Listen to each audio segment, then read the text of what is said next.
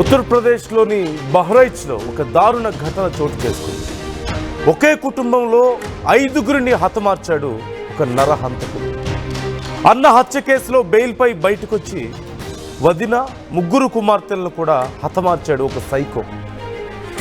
రామైపూర్ గ్రామానికి చెందినటువంటి సంతోష్, అనిరుద్ అన్నదమ్ములు 2018లో ఆస్తి విషయంలో అన్నను హత్య చేసి జైలుకి వెళ్ళాడు అనిరుద్. బెయిల్పై వచ్చి అన్న భార్య సుమన్తో అనిరుద్ అక్రమ సంబంధం పెట్టుకున్నాడు.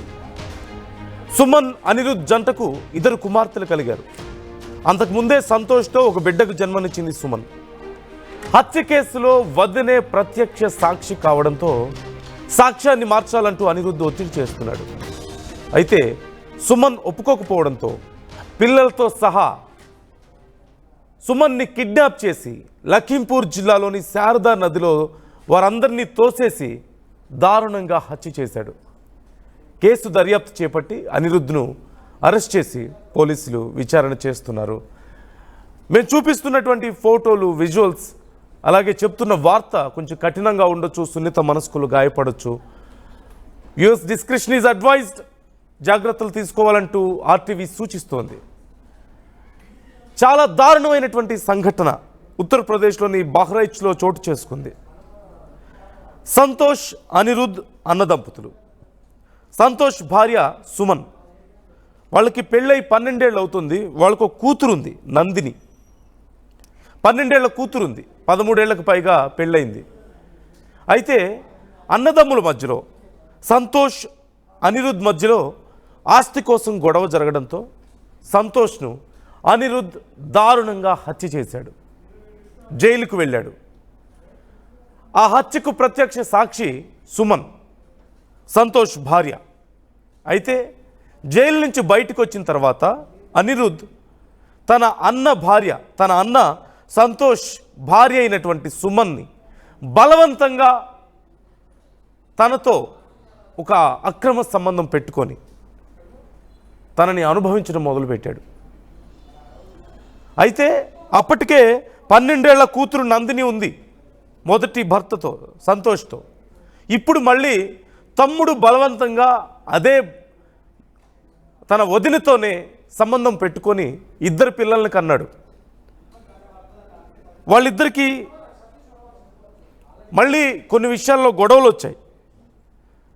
ఆ గొడవలు వచ్చిన నేపథ్యంలో అసలు ఈ కేసుకి ప్రత్యక్ష సాక్షి, అంటే అన్న మరణానికి ప్రత్యక్ష సాక్షి అయినటువంటి, అన్నను తమ్ముడు చంపుతుంటే చూసినటువంటి భార్యని ఆ చెప్పాల్సినటువంటి విషయాన్ని కాకుండా తప్పుగా చెప్పాలని, అబద్ధం చెప్పాలని, మార్చాలి అంటూ చాలాసార్లు ఒత్తిడి చేశాడు. తను వినకపోవడంతో చివరికి ఏదో ఒక రోజు మళ్ళీ ఈ కేసు నుంచి ఇక బయట పడినన్నటువంటి కోపంతో, తాను చెప్పిన మాట వినట్లేదన్నటువంటి ఆక్రోశంతో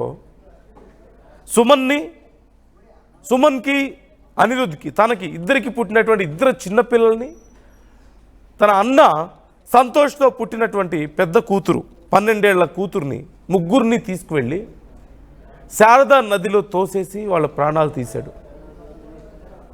ఎంత దారుణం ఇది! ఈ అంశానికి సంబంధించి ఫుల్ డీటెయిల్స్ తెలుసుకుందాం. ప్రజెంట్ అసలు ఏం చర్యలు తీసుకుంటున్నారు, కేసు విచారణ ఎలా జరుగుతోంది అని ఫుల్ డీటెయిల్స్ తెలుసుకుందాం. పవన్ ఉన్నారు మా ప్రతినిధి.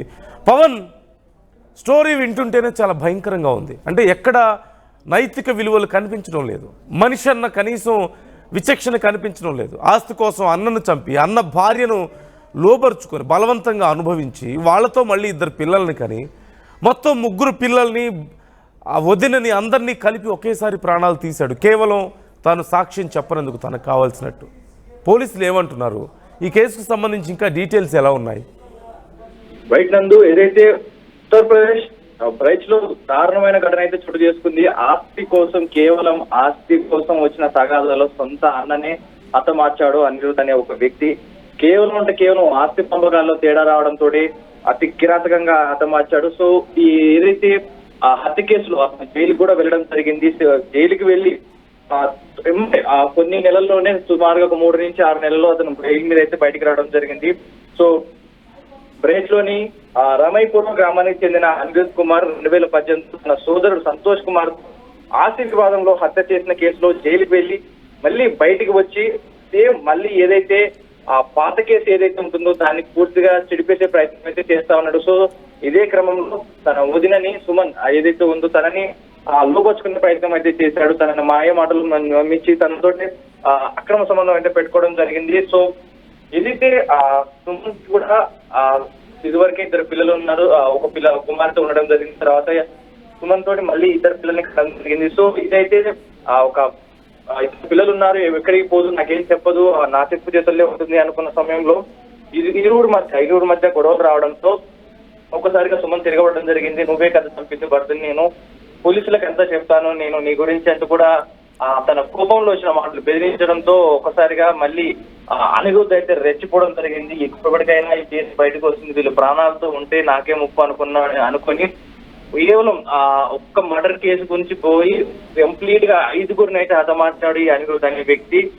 సుమన్ సంతోషి వివాహం జరిగి 12 ఏళ్ల కూతురు నందిని కూడా ఉంది. సుమన్ భార్య హత్య కేసులో కీలక సాక్షి కావడంతో అనిరుద్ధ్ తన సాక్ష్యాన్ని మార్చమని అడుగుతూనే ఆమె వెనక్కి తగ్గలేదు. సుమన్ ఇటీవల తన 3 కుమార్తెలతో తన తల్లి ఇంటికి మారిపోయింది. ఆగస్టు 14 నుంచి తన కుమార్తె 3 బాలికలు కనిపించడం లేదని సుమన్ తల్లి రాబంట పోలీసులకు ఫిర్యాదు చేయడం జరిగింది. అనిరుద్ధ్ మరియు అతని సహచరుడు ఆ 4గురిని చంపే ఉద్దేశంతో కిడ్నాప్ చేశారని ఆమె అనుమానం అయితే వ్యక్తం చేశారు. ఈ రహస్య సమాచారం మేరకు మెసిపూర్ ప్రాంతంలోని గైగట్ వంతెన వద్ద అనిరుద్ధ్ ను పోలీసులు అరెస్ట్ చేశారు. విచారణలో అనిరుద్ధ్ తన భాగస్వామి సహాయంతో ఆగస్టు 14న సుమన్ మరియు 3 బాలికలను మిహిపూర్వ పట్టణానికి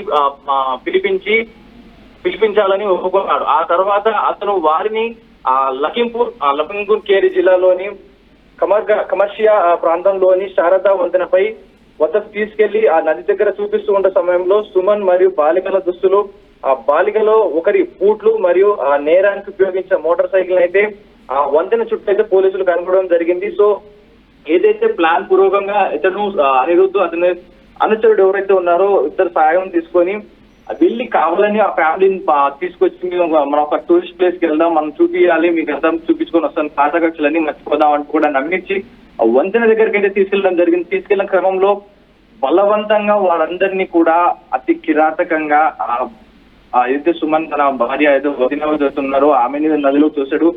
3 పిల్లల్ని కూడా బలవంతంగా ఆ వంతెన మించి నది ప్రవాహంలో పడేయడం జరిగింది. సో ఇప్పటికీ కూడా వారి శరీరాలు అయితే మృతదేహాలు ఇప్పటికీ బయట లభ్యం కాలేదు. పోలీసులు అయితే ఎంక్వైరీ చేస్తా ఉన్నారు. సో ప్రస్తుతం అయితే అనిరుద్ధిని కస్టడీకి తీసుకొని విచారిస్తా ఉన్నారు. అతనికి సహకరించిన ఎవరైతే అనుచరుడు ఉన్నాడో అతను ఇంకా ప్రస్తుతం పరారీలోనే ఉన్నాడు. సో ఆ చుట్టుపక్కల నది చుట్టుపక్కల వీరి వస్త్రాలు, పిల్లల షూ ఏదైతే స్కూల్కి వెళ్ళేటప్పుడు వేసుకుంటారో షూస్, అవి మాత్రం ఒక మోటార్ సైకిల్ అయితే లభ్యమైనాయి. సో ఇప్పటి వరకు కూడా నది ప్రవాహం చాలా తీవ్రంగా హెవీగా ఉంటుంది కాబట్టి ఇప్పటికి కూడా ఆ మృతదేహాలు అయితే లభ్యం కాలేదు. వాటి కోసం కూడా పోలీసులు గాలిస్తా ఉన్నారు. కేసు నమోదు చేసుకుని అనిరుద్ధిని కస్టడీలోకి తీసుకొని విచారిస్తున్నారు.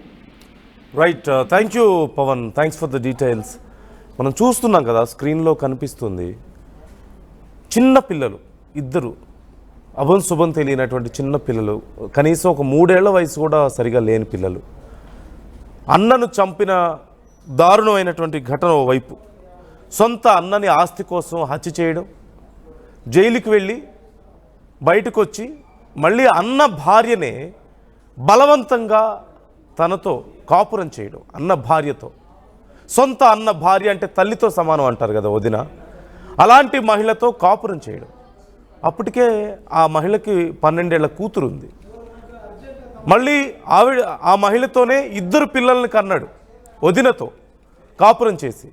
2 చిన్న పిల్లలు, ఆడపిల్లలు, మొత్తం 3 ఆడపిల్లల్ని, ఆ మహిళని, అన్ని రోజులు కాపురం చేసినటువంటి ఆ మహిళని, అన్న భార్యని, ఆ చిన్న పిల్లల్ని అందరినీ ఒక నదిలో తోసేసి, శారదా నదిలో తోసేసి వారిని హత్య చేశాడు.